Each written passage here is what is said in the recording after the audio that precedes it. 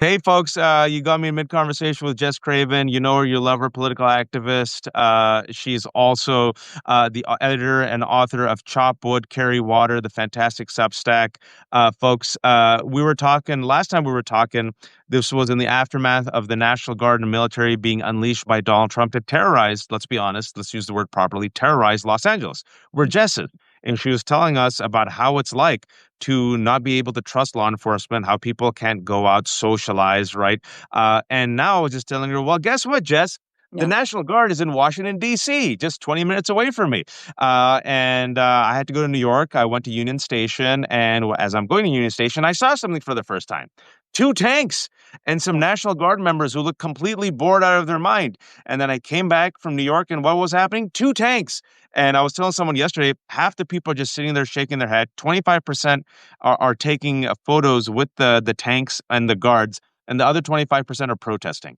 And we just found out yesterday, and folks, there's no coincidence that some southern states, some of the states that were part of the Confederacy have decided our people don't need the National Guard. Not that there's hurricanes and tornadoes.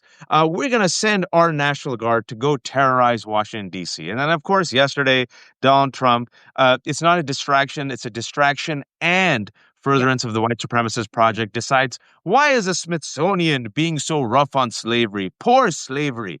Slavery is getting it rough right now. Boo hoo hoo. Yeah. Folks, it's all part of a white supremacist fascist agenda. We have to name it. What more do you need to see? Trust the evidence of your ears and your eyes. And one last thing, just before as the framing of this, we saw the just pathetic, disgusting red carpet, if you will, verbal fellatio that Donald Trump gave his master, Putin. And then we saw with Zelensky and some of the things he said during the Zelensky, if you will, meeting or tirade, railed against about 2020, which he lost. Now he's railing about mail-in voting. But he also said something, just that people still aren't paying attention to. He looked over at Zelensky and he said, "Oh, you can suspend elections during war? Interesting. Well, Yep. 3.5 years, I don't know, that might be useful. No voting. So, with all of that, Jess, I believe we're dealing with a violent, white supremacist, fascist movement that is openly telling you they're playing for all the marbles. I didn't even talk about the gerrymandering yet. I think he's going to cheat. I believe he is cheating. I believe if it seems like the cheating won't work, I do not put it past him to declare martial law. We've seen ICE agents now terrorize LA, DC. He's normalizing using the military against the American people. And there's also the Epstein crisis, and the economy is about to go into a recession. With Yep. all of that, Jess, I still see Democrats beating up Mamdani. And so the framing of today is enough is enough. Democrats, you have to fight back. I give you the floor. I don't even want to take the floor after that. That was amazing. Thank you for having me on. Yeah, it's funny. I've been thinking, because I do a lot of political content creation. I keep wanting to make this video where I make a direct plea to Hakeem Jeffries of just like, what are you doing? What are you doing? And if you, I almost want to ask everybody to call him and ask him to endorse Mamdani, not only because Mamdani deserves the endorsement and we're supposed to be a big tent party and it's supposed to be vote blue no matter who, but also our brand is broken. And Yep. what he's doing right now is just stepping on the brand and making sure the pieces can never be glued back together. You just kind of wonder what can I curse here? Yeah, What are you you can do anything. thinking? Okay. So yes, it's very frustrating. And, I want the Democratic Party to succeed. We need them to succeed because they're the only other viable party other than the Republican Party. So I'm always trying to find this line where I'm not beating up on them too hard, but I also don't want to just blow smoke. And in this situation, you look at the polling, especially the lack of faith in leadership. Yeah. And I think I've said this to you before. If a corporation were suffering this kind of brand damage, this kind of lack of faith, if they were losing sales, as it were, this way they would get rid of their, if they were smart, leadership team and start over. And this is why I will never be able to run for office, because I cannot stop calling for Hakeem Jeffries and Chuck Schumer to step down for the good of the party. It's not that they're very smart people. They've worked very hard to get where they're. I understand their desire to hold on to that power. But at this point, the Democratic Party has taken a brand beating that requires drastic measures.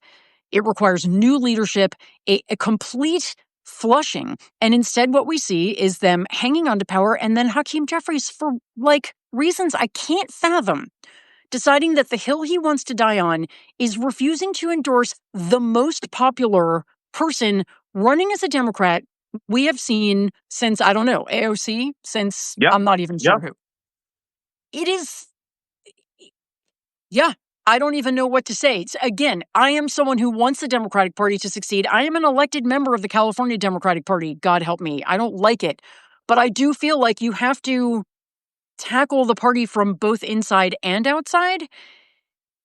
But it is very, very hard not to be extremely frustrated in this moment. Yes. And we talked about this before we started, but I interviewed Ken Martin last week, and I went there feeling like I wanted to ask him. Head of the DNC, folks, for those who don't know. Ken Martin, head of the DNC.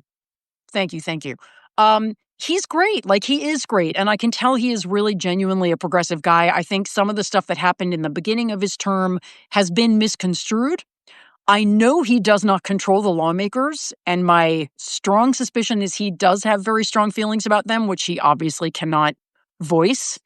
But yeah, we need more from him, but really, I feel like a lot of the problem is with Schumer and Jeffries right now. Unfortunately, they are the figureheads. They're the top of the party. They are still beholden to AIPAC. They are still, all that stuff. It's just, and I mentioned AIPAC 4 times in my interview with Ken Martin, because I was just like, this is the lowest hanging fruit. Stop taking money from AIPAC. Everybody in the Democratic Party. He did not bite on that. But, whatever.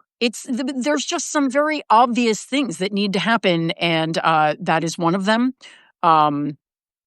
You said a lot there, and I'm gonna.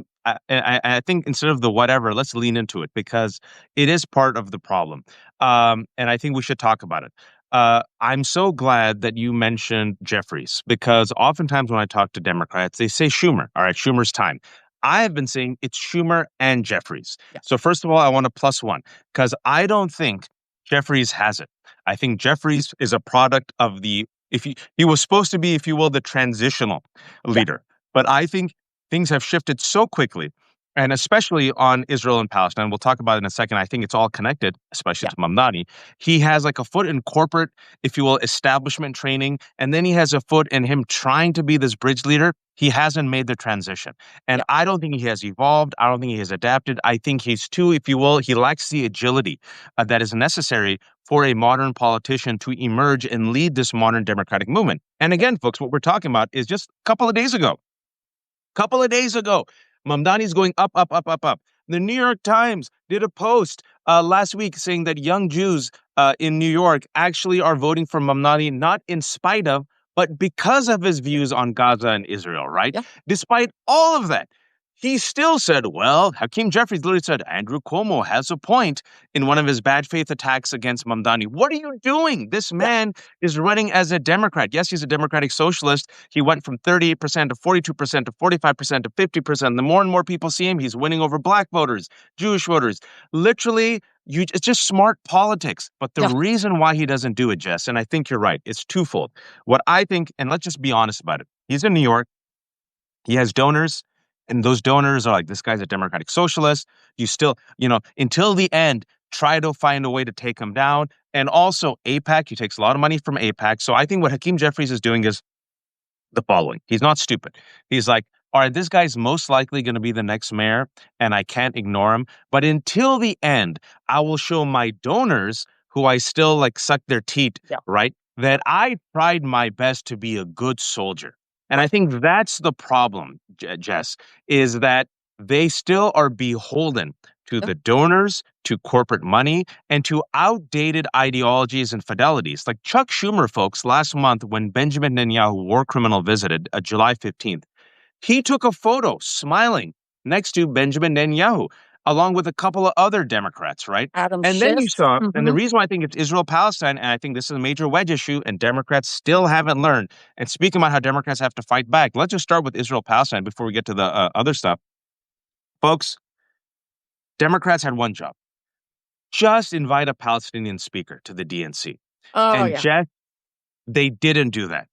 The YouGov poll said that the main reason why Democratic voters stayed home, and even if they had not stayed home on this issue, she still probably would have barely lost. But the main reason why they stayed home, Yeah. Democratic establishment support for Israel, Yep. Biden support for Israel. All right. Yep. Mamdani, you've seen him, what he said on Israel Palestine. All the polls have come out.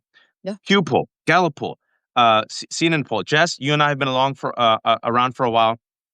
The only other time I've seen such a remarkable shift on such a polarizing issue in my life was Obama term one, Obama term two on gay marriage. Remember On gay that? marriage. Yeah. I was Yeah, going to say. remember Obama Yeah. term one? Yeah. Gays, we love you, but don't marry. That's gross. Yeah. Obama term two, gays, get married. Yes. And now, folks, the entire world really has been radicalized on Israel Palestine, especially Democratic voters.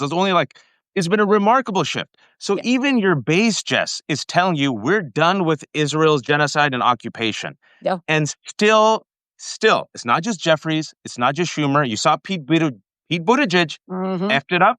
I And then sure you saw did. yesterday, who's that? I'm forgetting her name. She did a backtrack. She used the word Oh, genocide. Catherine Clark. Kathleen Clark. Folks, She's what I'm the talking about, highest ranking woman in the Democratic Party. Yes, she said tell them. genocide, and then she well, and then yes, that she backtracked, and AIPAC said we're still endorsing her, as if that's still a good thing, but I guess it is to some people. But yeah, So you heard my rant. I give it to you on this issue. no, I mean I can't remember if we talked about this last time, but we must have. The moment they did not have a Palestinian American on the stage at the convention was the first moment I thought we could lose. Like, that Mm. was my moment of sinking feeling where I'd been like, we're going to do this, we're going to do this. And then I was using whatever minor levers I have to get to people who had any, to say, what are you guys doing? Get somebody on the stage. And not that I have any real pull, but I was trying. And when the convention ended and they had not just brought one Palestinian American person, any of the number of highly qualified people, I thought, we might be fucked. Like, that was so awful and so stupid. And again, this is just politics. And I think that is the thing that is most frustrating about this is that what consultants they're listening to, but you can see what actually resonates with voters. It's so obvious and so clear. It's not hard. So that's when you look at Hakeem Jeffries, you think, well, I don't want just someone who's politically savvy, but it is a helpful trait to have in the leader of the House Democrats. And he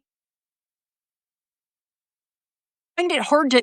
I think the reason people have been happier to criticize Schumer is because Hakeem Jeffries is the first Black male There you go. speaker, There you go. minority leader. And it's really exciting. And I definitely did not want to not support him. But it just became sort of clear that, as you said, I think under normal circumstances, he'd probably be great. But under these circumstances, he's not the right guy. I would love to see somebody else elevated who's also a person of color. I think there's some great other options. I think that we just need someone different, and we need someone different than Schumer. We need lawmakers who are not AIPAC, stars. And we just need lawmakers who understand that we're in an entirely different moment, or really, in a way, it feels like a sort of bloodless continuation of the Civil War at this Yeah, moment, is what it feels absolutely. like to me. I hope it Absolutely. remains bloodless. That is my fondest hope, is that it does not become violent, but it feels like everything that this nation has never dealt with, we never completed, we never did the sort of truth and reconciliation necessary after the ending of slavery, and it is just boiled and boiled and boiled, and it's back, and we've never repaired. And so here we are. We've never repaired, we've never dealt with white supremacy, we've never dealt with all of those angry Confederates. We kind of pushed them under the carpet, and they have been metastasizing. Sorry, I'm mixing my metaphors wildly, No, but you but know what I mean. how do you get to reconciliation without truth? You can't. And we Right. refuse to acknowledge the two sins of America, which have always been white supremacy and capitalism, Yeah. racism and greed. And instead, what we've done is we've coddled it. We've Yes. coddled it. Even Jimmy Carter was forced to coddle racist traitors, Jefferson Davis and Robert E. Lee, right? And we see the coddling happening in real time. So you saw the Democratic leaders, instead of learning the right lessons, right? So what did they do? Instead of listening to their base, let's go. Let's just bring it. Let's go. Let's do an autopsy. Do it. So we talk about the leadership, the failure of leadership. I'm so glad someone else agrees with me because I've been saying Schumer and Jeffries. Yeah. So you didn't hear it from me. Who am I? I'm nobody. Jess said it also, folks. Okay, but then also the leadership's failure in Israel and Palestine. This is now a litmus test. You cannot be a Democratic leader and carry that old water and those old AIPAC talking points in Israel and Palestine. It's done. It's over. Yeah. They still haven't figured it out. The young generation has figured it out. All right, now going back to your point, the inability and unwillingness to call out racism and white supremacy, but instead the desire to coddle them, Mhm. win them over, or bend the knee and embrace their horrible talking points. I'll give you an Right. example. Alyssa Slotkin, a couple of months ago, said we need, her war plan was to declare war on the weak and the Hmm. woke. Then Hmm. you had millions of dollars spent on finding the liberal Joe Rogan. And then let's go to Gavin Newsom. Before he did the turn, and we'll talk about the agility here. I keep receipts, Jess. Gavin Newsom was like, oh shit, okay, should I fight or should I bend the knee to bad faith white racists?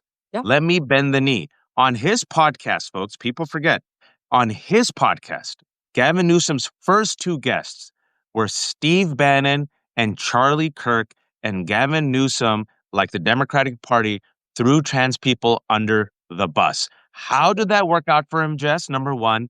And what do you think Gavin Newsom learned from that mistake?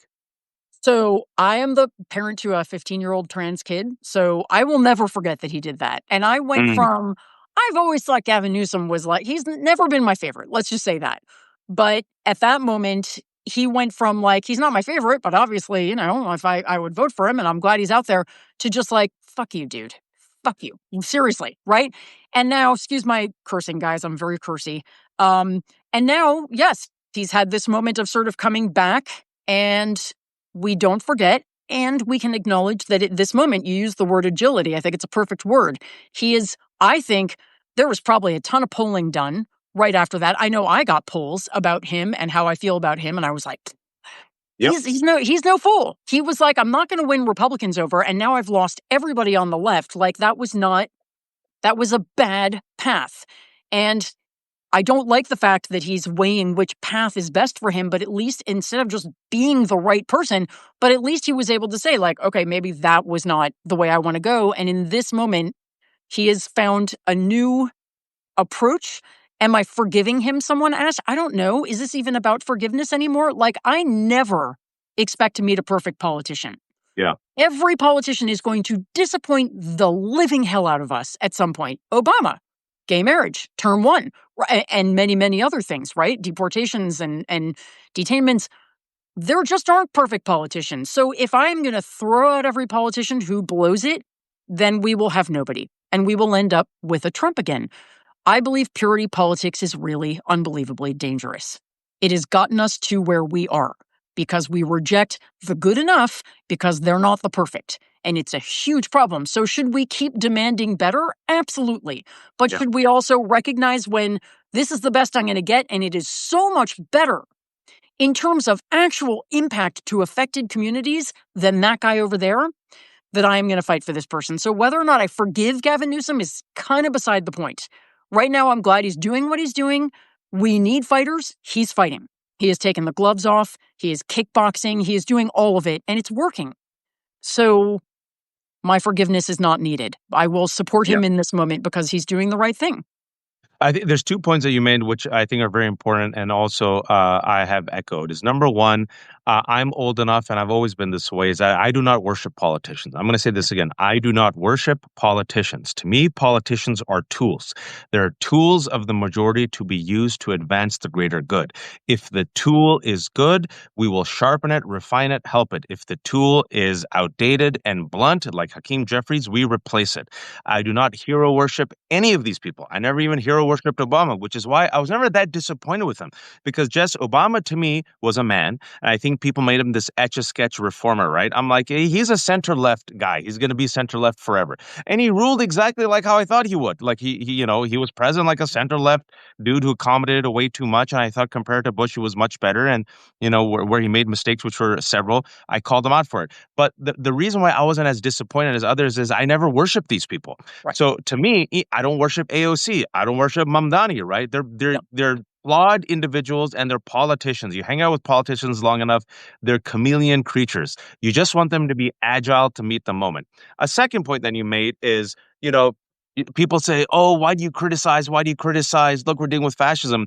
If you don't criticize the Democratic Party, which again, I do not bend the knee to, I don't bend the knee to any political party or a politician, they don't get better, folks. And I Right. need a sharpened tool to fight fascism. So it was because of us.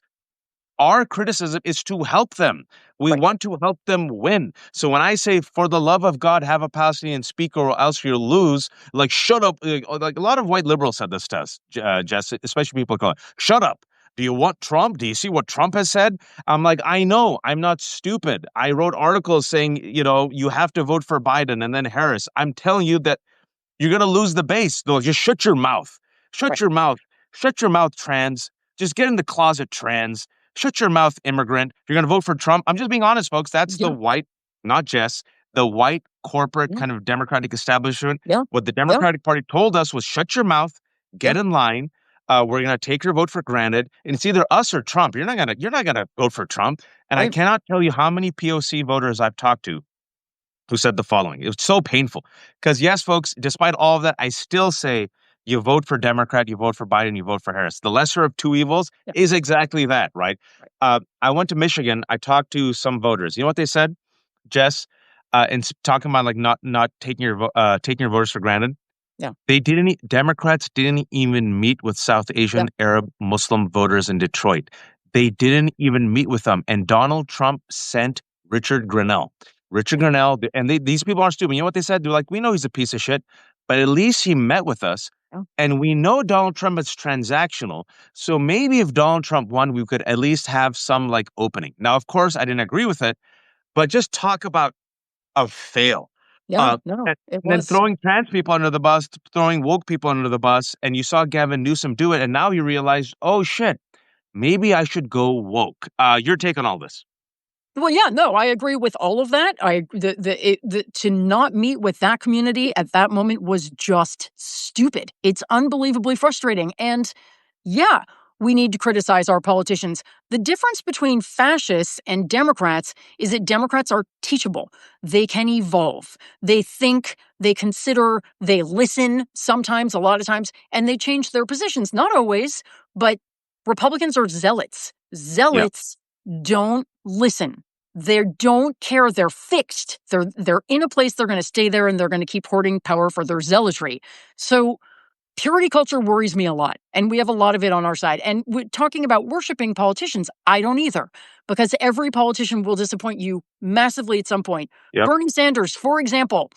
I love Bernie Sanders, but Bernie Sanders has never been president. If Bernie Sanders had become president, we would not have as many Bernie bros as we do now, because at some point he would have disillusioned a lot of people, because politics is the art of compromise. You yep, can't get stuff done if you don't sometimes concede things that you don't want to concede. So a lot of this is, for me, sort of educating people to we only shoot ourselves in the foot when we reject the good because we can't have the best. And P.S., the best will generally not exist once you put them in office. I mean, you just watch every politician goes into office and goes, oh, God, if I want to get anything passed, I got to give sometimes.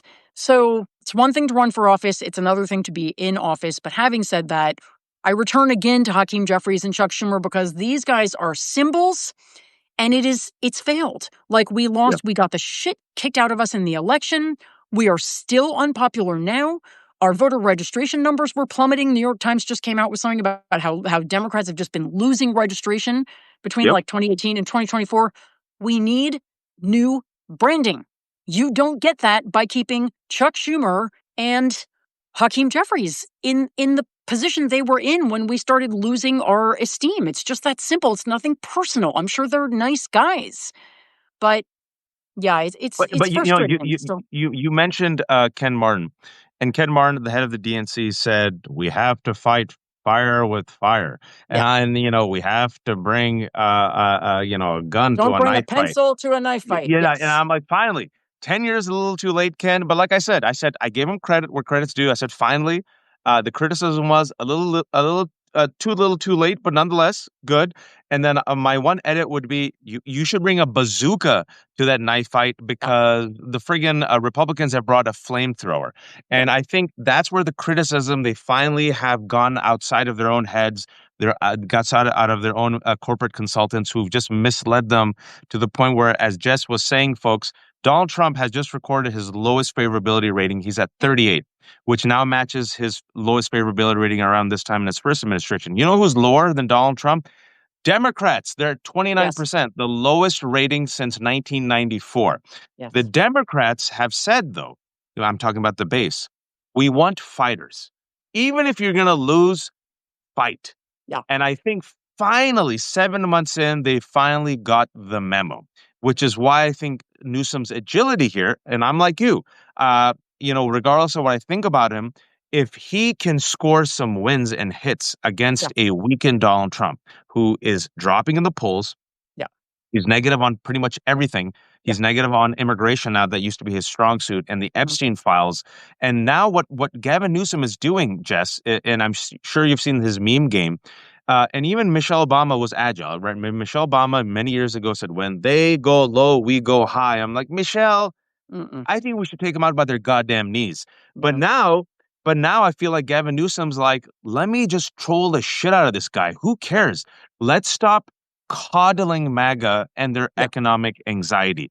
Yeah. Jess, do you think the memo has been sent to the Democratic Party? Because what they do is, and what we've done, and I want to talk about in a big historical picture, we have always coddled the grievance, the bad faith, festivus whining of white rage. I'm Yeah. just being honest, of white Oh, male it's true. rage. That's all it is. We just keep Totally true. coddling it. Yeah. No, it's totally true.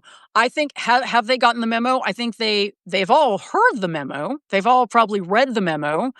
Are they able to actually implement what the memo is asking? I think some yes and some no.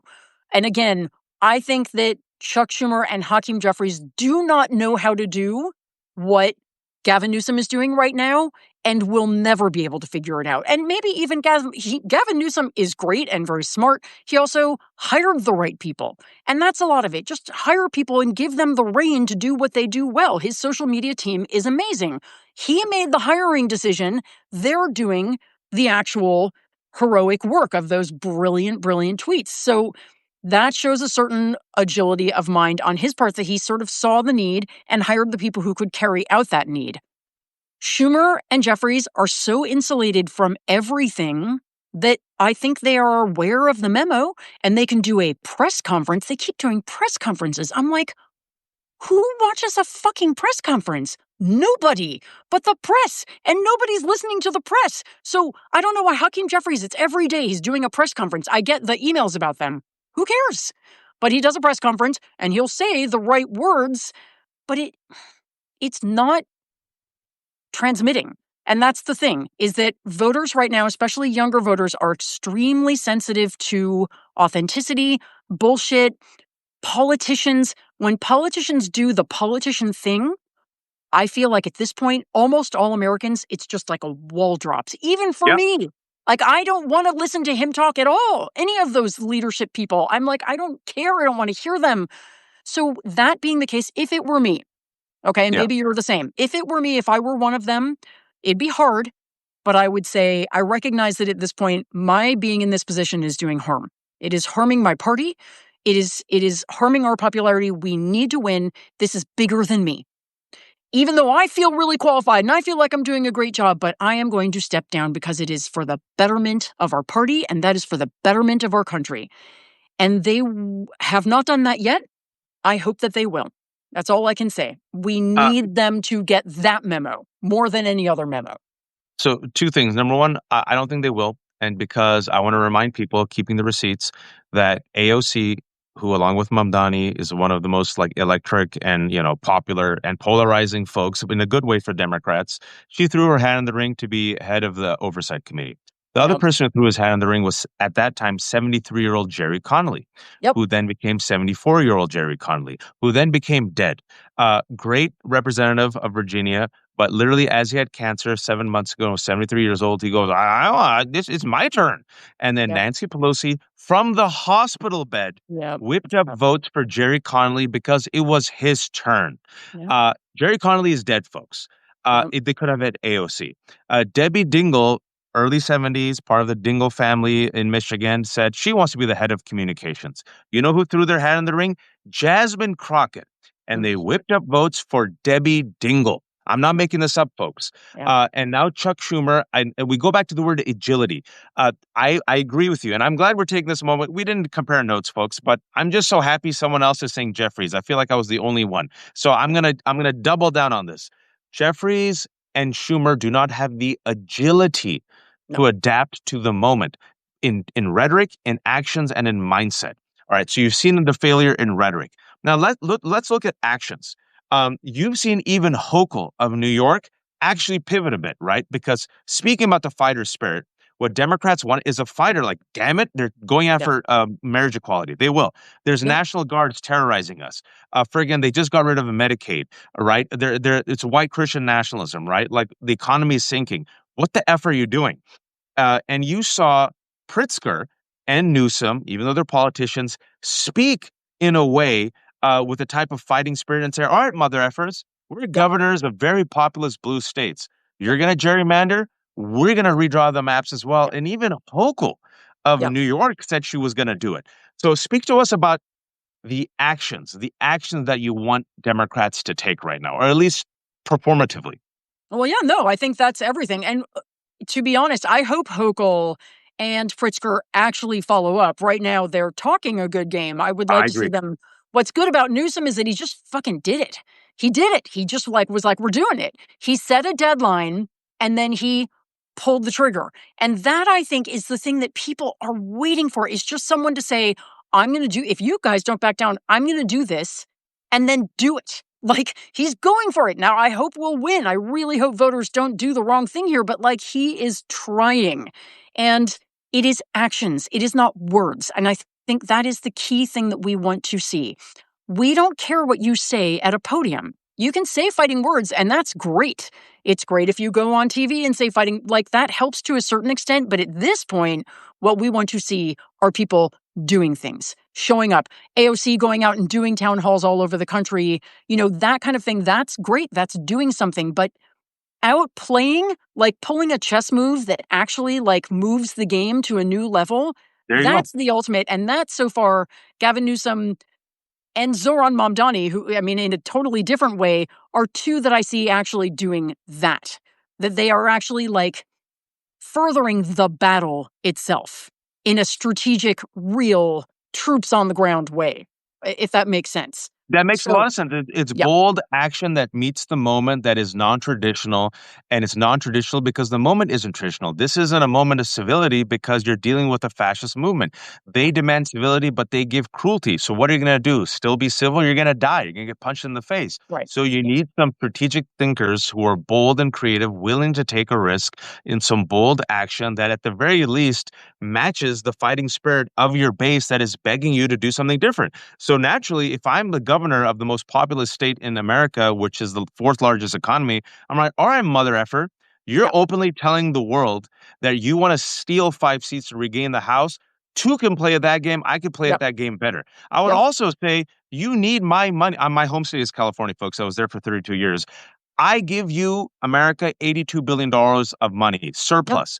That yep, money goes to the red states. You're going to attack me? All right, mother effer, find your own money. fourth largest Absolutely. economy in the world, we'll be okay. Go to these red states, these former slave-holding Confederate states that are sending the National Guard right now. I'm not making this up, folks. These by the end of the week, I wouldn't be surprised if it's all the Confederate states, but it's all the southern red states who are part of the Confederacy have decided, their governors have decided, my people don't need a National Guard because not like we have tornadoes or hurricanes. Let's send our National Guard to terrorize and waste, literally not just terrorize, they're just wasting their time, which is so They're just painful wasting time. Yeah. in DC, right? So I would say, go ahead. What are you going to do about it, mother effer? What are you going to do about it? And Yeah. then what I will also do is troll him, mock him, ridicule him. And then what I would do, but I'm crazy, is I see one big kryptonite for the past month. And that kryptonite, in addition to the economy, is Epstein. Epstein. Yeah. Because Donald Trump has radicalized his base, and his base was was promised, excuse me, the Epstein files, Yeah. and he's all up over the Epstein files. And Nancy Pelosi, God bless her, we give credit where credit's due. She's not built for this moment. I don't know if you saw last month. It was on MSNBC, and she was asked about the Epstein, and Nancy Pelosi said, "Well, it's a distraction. We shouldn't talk about this. Americans don't care about bread and butter issues."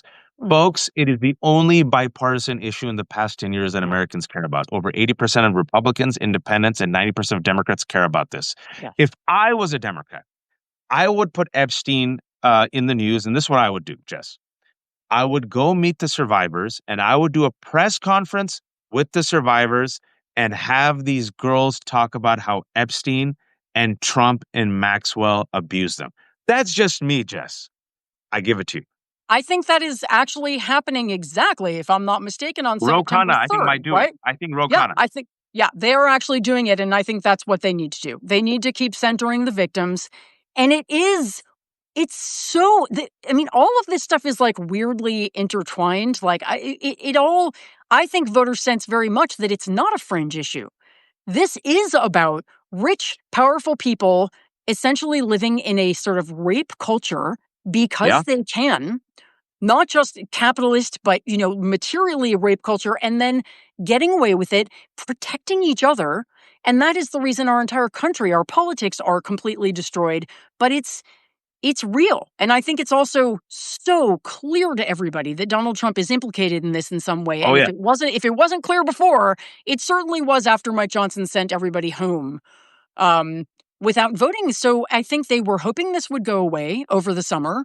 From what, I don't know if you've seen the footage of the town halls, Doug Oh, LaMalfa, what's her name? Alyssa. Oh my God, why am I blanking on her name? Stefanik. What's Elise Stefanik in New York? There was a Wyoming congresswoman getting lambasted at their town halls or at other public events, and one of the main things people are yelling is about Epstein. Yep. People are not going to let it go. They shouldn't let it go. This is the one Venn diagram area where all Americans agree.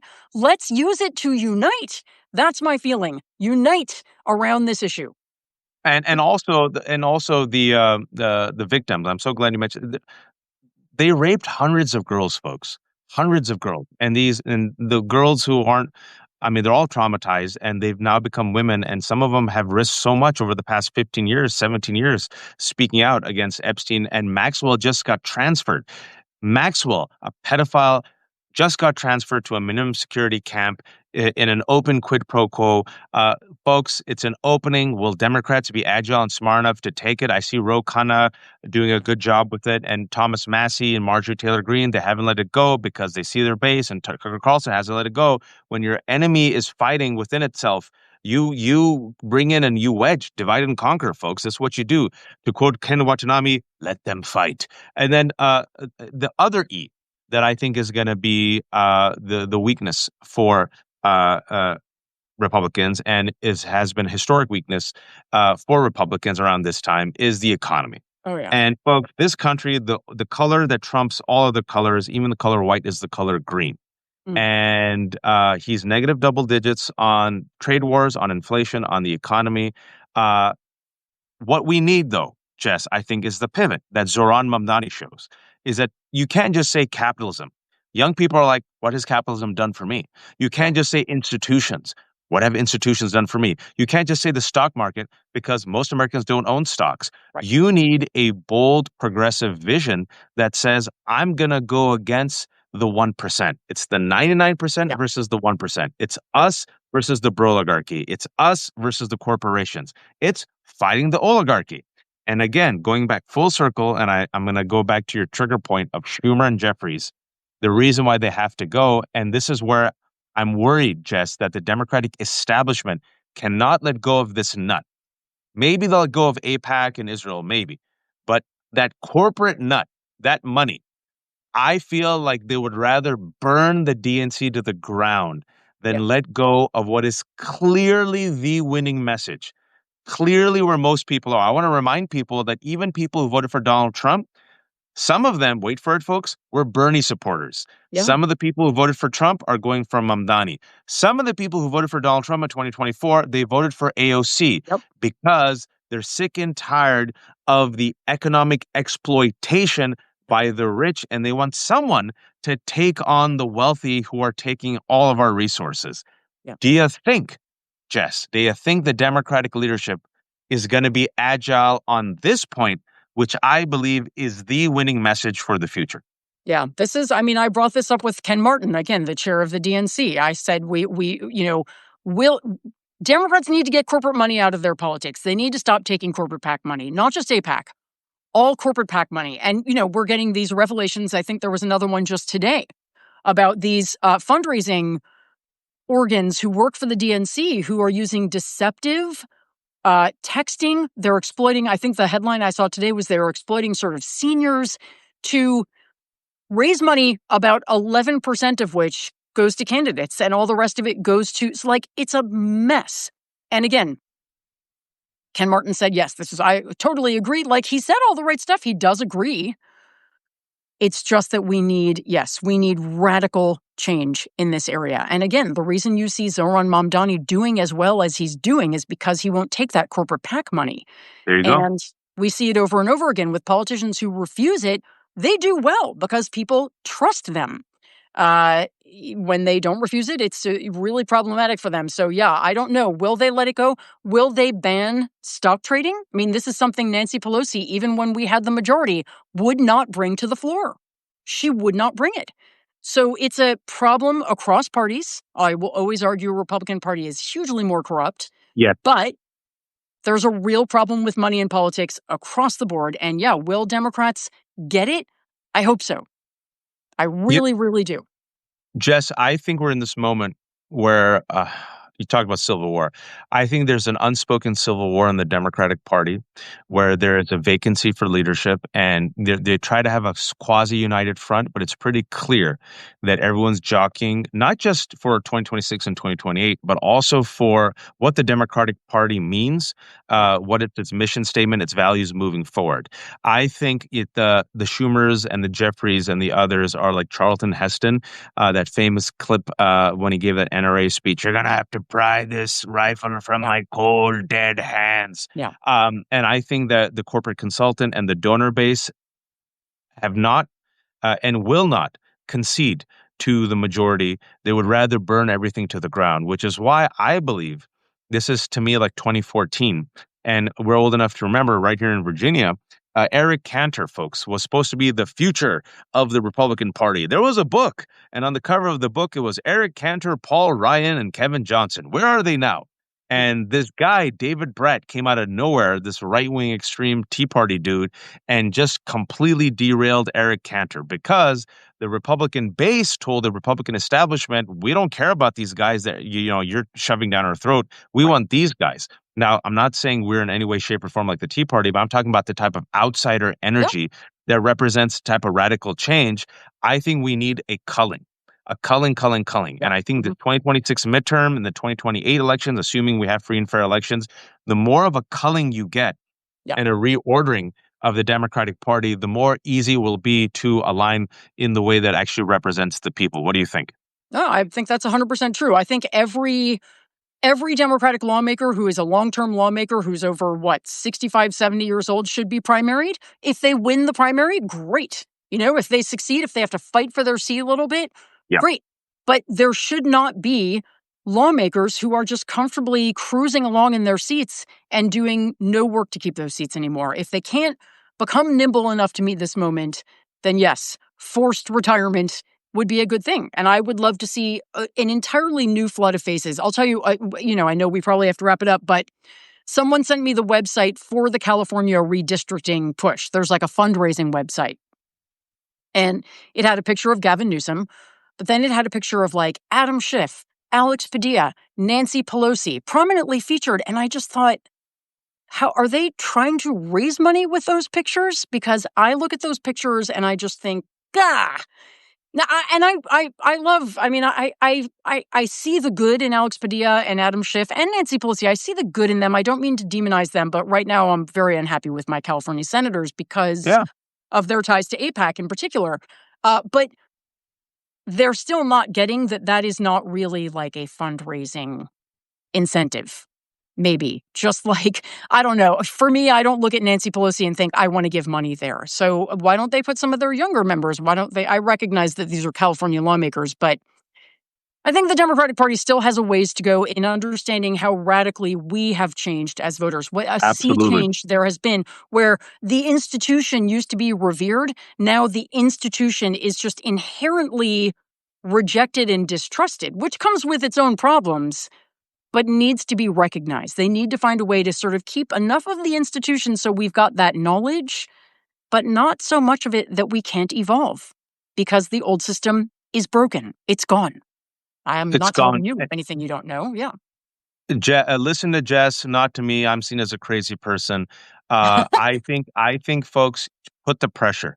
They're looking at the numbers. They see the fact that they have dwindling donations. They see the fact that people are pissed off, right? You have to force them to evolve.